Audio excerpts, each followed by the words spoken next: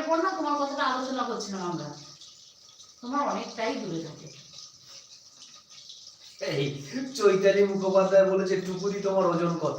আমার কত হবে বাবা? 12 কি 13? না না 12 কি 13?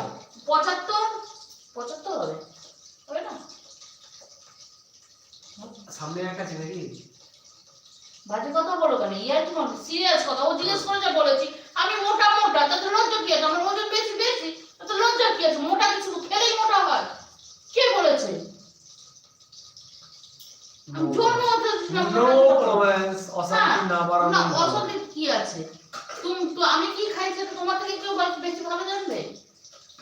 মোটা মোটা, হ্যাঁ আমি যখন আমার মোটা আমার ফিগারের সাথে আমি কমফোর্টেবল আছি না আগাগোড়াই গায়ে গতরেই ছিল।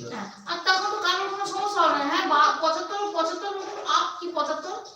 আচ্ছা লঙ্কা কুচি ছিল বেশি করে। হ্যাঁ আমার আমার ওজন আমার ফিগারের সাথে যখন আমি কমফোর্টেবল আছি তাহলে সমস্যা তো হতে পারে না, কি আছে?